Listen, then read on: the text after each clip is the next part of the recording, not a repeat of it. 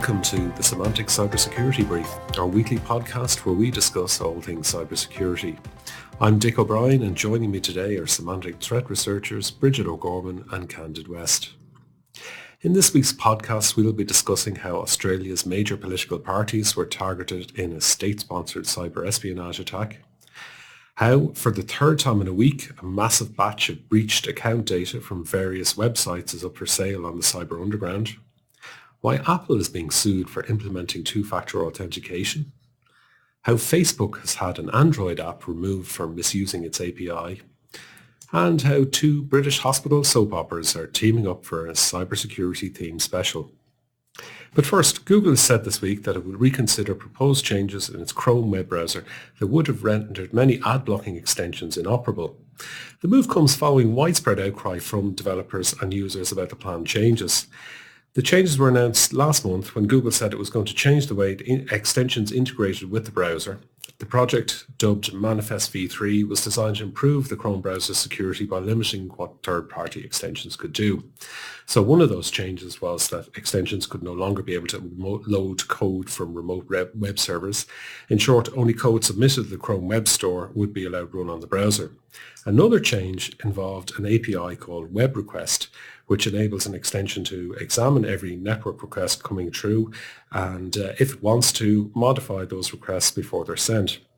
Ad blockers tend to rely an awful lot on this API because it enables them to strip out ads from page requests. However, Google wasn't wild about this since A, it said it could slow down the browser, and B, there was a privacy impact since an extension could potentially see and take a user's cookies if it wanted to.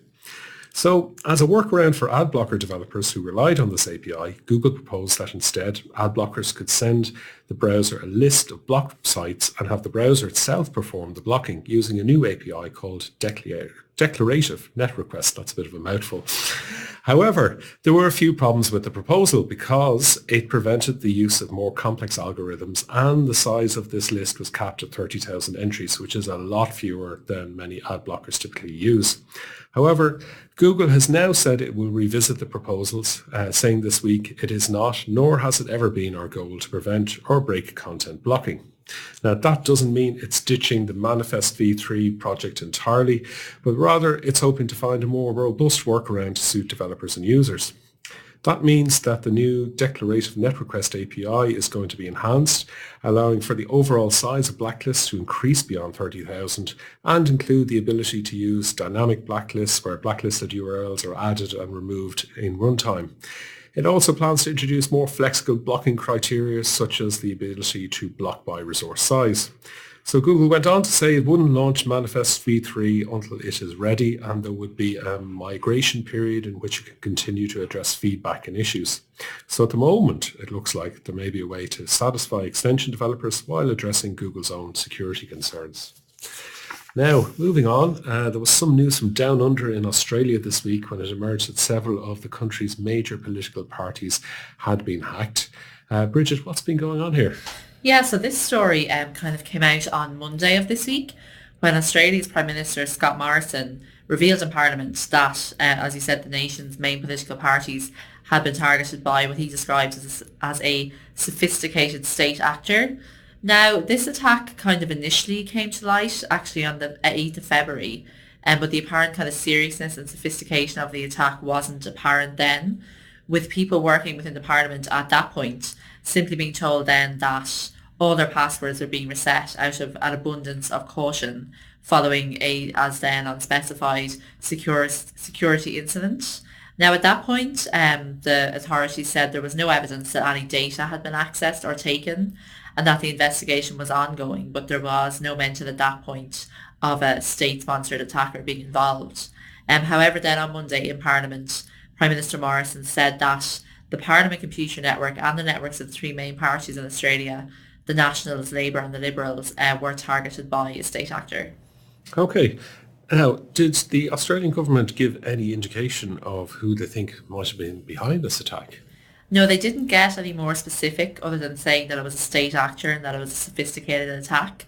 They gave no indication of knowing where the attack originated as such geographically.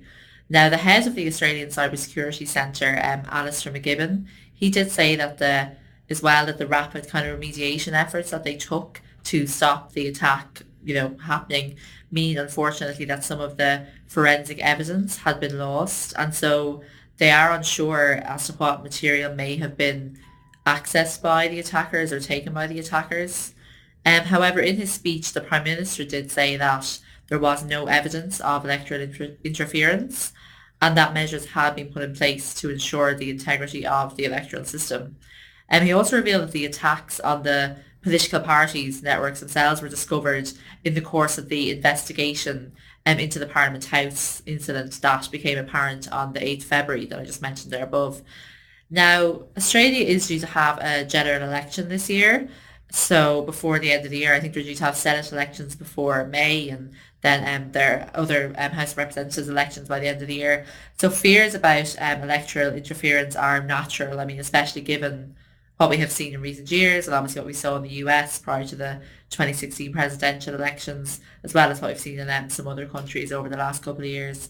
So I'm sure after this incident, people will be watching closely to see what happens in Australian politics over the next few months and to see if there are any indications that there have been any attempts at election interference in the country. Yeah, it seems to be becoming a bit of a trend at this stage It of does, yeah. cyber attacks in the run-up to elections. In all countries nearly. Yeah, okay. Now, I wanted to talk to you, Candid, because it seems that there's yet another stolen batch of data being offered up for sale on the dark web this week. It sounds to me like someone is making a killing from data breaches. Yeah, it does. I mean, it's the third time that a user with the name Gusnik Player published some data breach data for sale up on the dark web. And the first time was a little over a week ago. So this user published a large batch of stolen data to be sold on the Dream Market, which is basically a classical dark web market on the Tor network.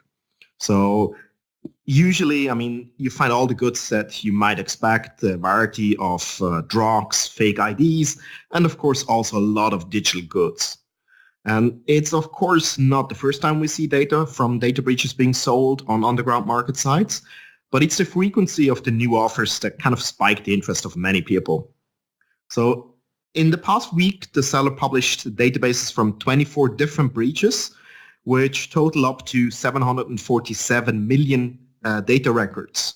And now the newest kind of batch adds another 93 million up to it. So of course, we don't know if the databases are real and if there's really that much data in it. But some of the offers provide a sneak preview, which means some of the stolen records are shown. And I have to say, they look plausible and real to me. So there might be something to it.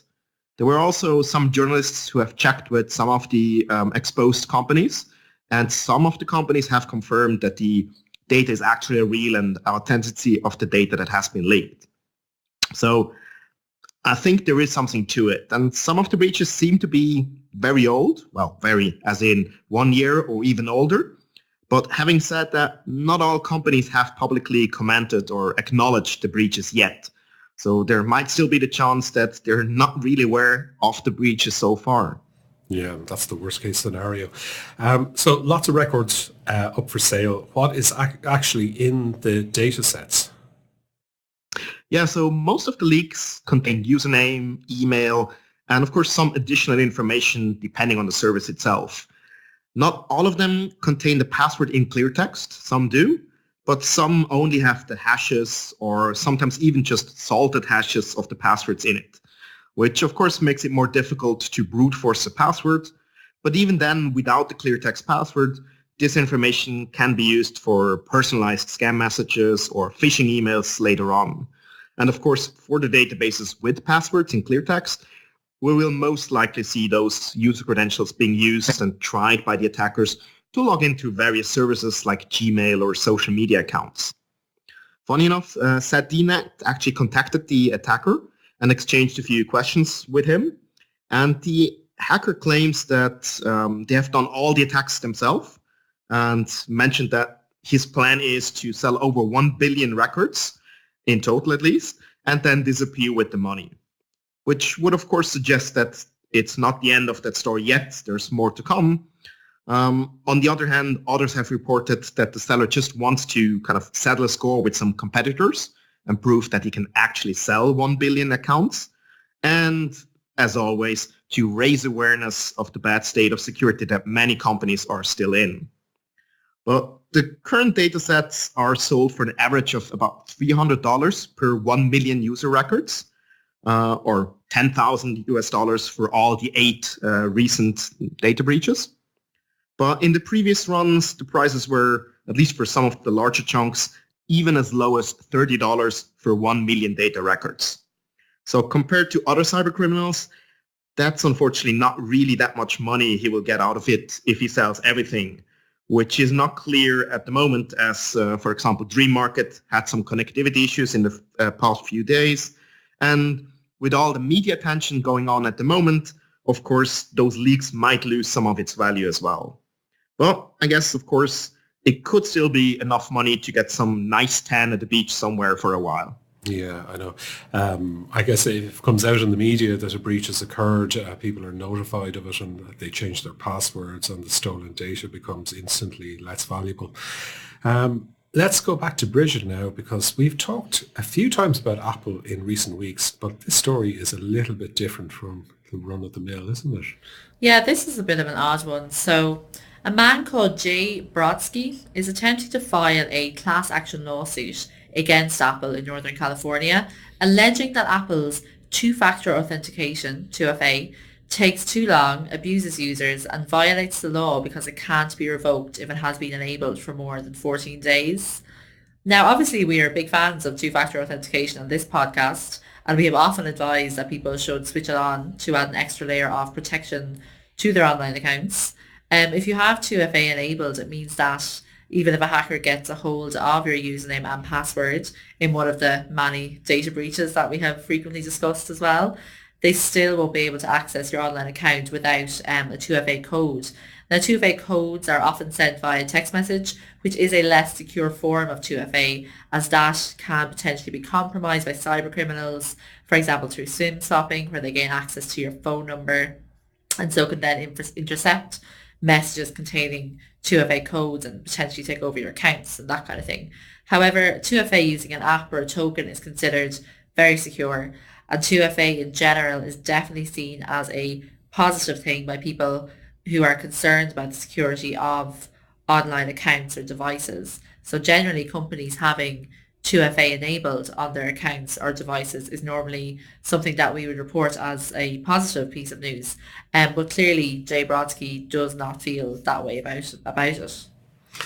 No, it sounds like he is upset that his devices are too secure. Yeah, it nearly does sound like that, really, to be honest. Among the list of allegations contained in this suit is that 2FA is inconvenient because it takes a few steps to set up and also requires that you both remember a password and have access to a trusted device, which of course is the whole basis of 2FA. He also says that Apple doesn't let you disable 2FA if it has been enabled on a device for more than 14 days in a row, which does appear to be accurate. But of course, some would argue that that's actually good practice from a security perspective, that you have to have 2FA enabled. And he also says that going through the 2FA process takes between 2 to 5 minutes, which he says is a waste of time. However, Apple Insider actually timed itself going through the 2FA process at some stage, and it found that it took less than 30 seconds. So the accuracy of that claim could probably be disputed. The suit claims that Brodsky is taking this action, quote, on behalf of himself and all others similarly situated, which presumably would then encompass, owners of all Apple devices, basically. And the suit further claims that millions of Apple users are suffering harm and economic losses because of the waste of their personal time in using additional time for logging in. Now, I mean, some people would argue that it's not a waste of your time to improve your security, but the suit says it is seeking monetary damages as well as declaratory and injunctive relief to prevent Apple from continuing its practice of not allowing a user to choose its own logging and security procedure. So we'll have to see how this develops. It's definitely a bit of a strange one. So we'll keep an eye on it and bring any updates that might be of interest to our listeners. Yes, indeed. Now, from Apple to Facebook, because the social networking giant recently addressed two security issues related to the leak of user data and a cross-site request forgery bypass vulnerability. Candid, you can tell us a little more about this, can you? Yes. So Facebook recently tackled those two security issues that were reported through their bug bounty program. Well, I guess they probably addressed a few more issues, but those two are definitely worth mentioning. The first one is from a researcher called Yakov Shavranovich, which observed that a third-party Android application used the Facebook API to access user data, which is not too bad, but then stored the data in an insecure way. And the associated Facebook app has since been removed, which is good, but having a look at it, so having applications access Facebook data through the official API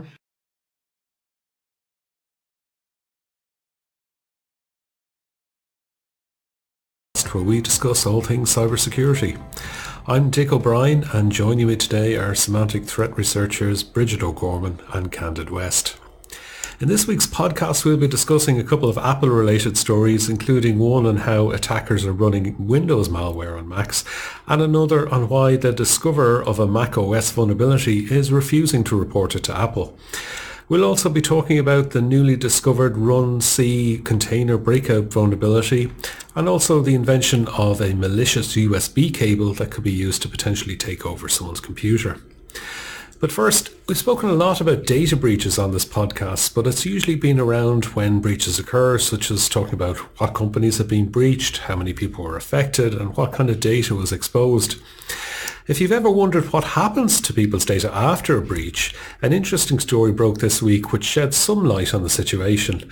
Now, tech news site The Register reported that around 617 million account details, which were stolen from 16 different breached websites, are on sale on the darknet marketplace known as Dream.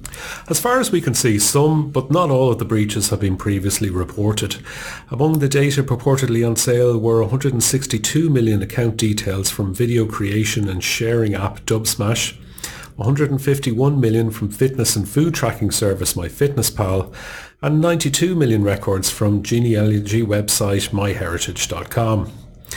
The Register was able to obtain some sample records and said that they appeared to be legitimate data, mainly consisting of usernames, email addresses and passwords. The passwords, however, were hashed or encrypted, meaning that they need to be cracked first before they could be used. Even though there was no payment card data included, the entire database was on sale for a little under $20,000 payable in Bitcoin. So who'd want to buy that?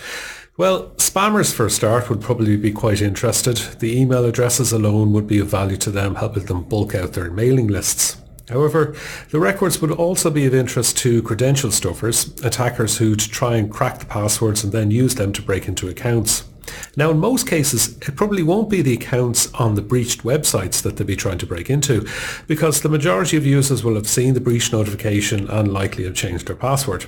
Instead, they'll try and use those credentials to log into other websites, banking on the fact that lots of people have the habit of reusing their passwords across multiple services. The original account that they use may not have been terribly valuable to the attackers, but if the passwords they have will also work on their Netflix account or their Amazon account, for example, it could yield rewards. If the same password is used on someone's email account, it could also open up a virtual Pandora's box, because once you've access to someone's email account, you could potentially use that to reset the password on a whole host of other services and create no end of trouble for the victim. The price point too is pretty interesting. $20,000 is a lot of money, and obviously anyone thinking of paying that would be reasonably confident that they're going to get a return on their investment. Okay, let's move on to the first of our two Apple stories this week, which was the news that attackers are now running Windows payloads on Macs. This is definitely a new tactic, and will it mean that Mac computers are now going to be flooded with malware? Candid, what do you think? Well, I guess we all know the official executable file format for Windows, right? I mean, typically marked with the exe at the end. And seeing an ext extension usually rings the bell that, yes, you're dealing with Windows. Hence, I guess every Mac user will probably laugh at you when they receive an exe malware file in their emails. As of course, double-clicking the exe will not result in anything harmful on the Mac. However, researchers at Trend Micro have now found a malicious exe file that was actually specifically targeting Mac users. And it turns out that this file can even evade the Mac Gatekeeper verification checks. So the malware comes masqueraded as an installer for any of those popular software packages such as Silent Sound or Little Snitch and so on, usually downloaded over peer-to-peer torrents. And as expected, the file is a DMG file inside a zip archive, so nothing really special there. But when having a closer look at the installer bundle file, you can actually find the suspicious installer.exe inside the mono bundle and together with a few DLLs. And this brings also the clue to what's happening here. The Mono framework is an open source project pushed by the Xamarin, which is a subsidiary of Microsoft, and the .NET Framework Foundation. And this allows any Microsoft .NET executable to be created for cross-platform execution. So this, of course, includes target OSs like Linux, Solaris, Android, and as in this case, OS X. So someone could create a Windows.NET executable that can then be run on a Mac OS X. And in this case, when the main installer is executed, it will also trigger the mono bundle and run the malicious payload exe inside. So normally, you would of course need to install the mono framework in order to actually get the cross-execution binary to run. But as this case demonstrates, it's also possible to just bundle all the required DLLs into one package so that the victim does not need to install the complete framework separately. And funny enough, this also means that if this malicious installer.exe is run on a Windows native computer, it will actually not run, as it would generate a few error messages for missing OS X files. Okay, so that's really interesting, and it's kind of like an inverted world, something we don't see every day. So what exactly does this malware do? Yeah, so once executed, the malware payload collects a lot of information about the system. So for example, it will gather stuff like the model name, the boot ROM version, the serial number of the computer, and so on. And it will also scan for any installed application and then package all that information up and send it to the command and control server.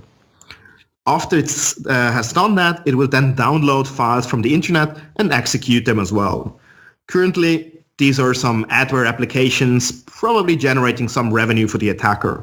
But of course, this could change depending on the information being sent back to the command and control server.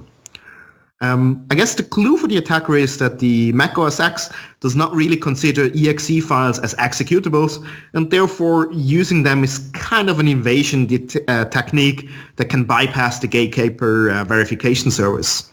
Although bypass might be a bit of a strong word here, as it would actually work with other file types as well, and of course the overall bundle will still be checked by the gatekeeper. Well, having said that, probably should point out, I don't think that we will see all kinds of Windows malware now being ported to OS X. That's quite unlikely. But still, as always, you should definitely choose wisely from where you download your software packages and also verify them carefully before you install them. Okay, now moving on, but just a little bit, Apple was also in the headlines this week due to an alleged vulnerability in Mac OS. Yeah, so they meant the headlines in relation really to, well, the alleged vulnerability, but also because they don't run a bug bounty program for Mac OS vulnerabilities. So an 18-year-old German security researcher named Linus Hens published a video online demonstrating what he described as a zero-day exploit that allows me to extract all your local keychain passwords on Mac OS Mojave and lower versions without root or administrator privileges and without password prompts. So he said the vulnerability could be exploited by malware or other dodgy apps potentially running on the Mac to harvest passwords, private keys and tokens from a victim's keychain. So basically all your login details that you might have saved for everything from your email to your GitHub could be up for grabs. And the vulnerability, it has been verified by the well-known Mac kind of security researcher Patrick Wardle. But I suppose what makes this story a bit more interesting is that Hens has so far refused to release any details about the vulnerability to Apple. Okay, and why is that? Yeah, so he says he won't release any of the details to Apple until the company agrees to include macOS in its bug bounty program. So currently Apple has quite a secretive kind of invite-only bug bounty program that it runs for its iOS, mobile platform, but it doesn't have an equivalent bug bounty program in place for macOS. Now, Hens hasn't named a price for his exploit or anything, and he told the Register that his motivation in doing this is to get Apple to create a bug bounty program because he thinks this will be good for both researchers and then also for Apple products. Now Apple as well might be further motivated to start a macOS bug bounty program again this week because earlier this week as well, a software developer named Jeff Johnson, claimed he had found another vulnerability in macOS which could permit a malicious actor to access a user's web browsing history on affected computers. So this vulnerability occurs in a restricted folder on macOS, which stores application data in relation to Apple's Safari browser. Now, only a small number of applications, say Finder for example, are permitted to access this folder, but Johnson said that he had found a way to bypass these protections and to permit any application to access this folder. So therefore, a malicious actor could create malware that would be capable of exploiting the bug and so extracting the user's web browsing history, which obviously could be, cause embarrassment for users or reveal personal details about them that they might want people to know, all that sort of thing. So Johnson said the bug affects all macOS Mojave releases up to the 10.14.3 supplemental update released on February 7, just gone. He hasn't released details of the vulnerability, but when he was speaking about it, he did indicate that it was relatively easy to exploit. He also said that he did send a bug report to Apple, so unlike Hens, he did send details about the issue into Apple, but it's not apparent yet if he's receiving a bounty for his efforts. However, I suppose both of these incidents, especially occurring so close together, would seem to highlight that, a bug bounty program for macOS could be a good idea that Apple might want to consider. And then in further Apple-related news, the company also in the last week did release a patch for the FaceTime eavesdropping bug that we discussed, I think, 2 weeks ago on this podcast. So group FaceTime will now be available again for those who install the patch, but it will remain disabled for people who don't download the update. So they seem to have kind of moved on a bit from that bug, at least. Yeah, I mean, lots of companies run bug bounty programs at this stage, and I guess it's important to note that neither of these guys have released the exploits, and they're not threatening to sell the bugs to other buyers. It's more of a point of principle. So it'll be interesting to see if there's any move on that front. Now, those two vulnerabilities weren't the only ones in the news this week. A serious security flaw was discovered that could allow attackers to break out of containers and gain root access on the host. This kind of sounds like a horror story for administrators, Candid. What do you think? Yeah, so researchers have found the vulnerability with runC that could be used to actually break out of containers and then gain access to the file systems on the host, at least in certain situations. The CVE number of this vulnerability is 2019-5736, and it has a CVSS score of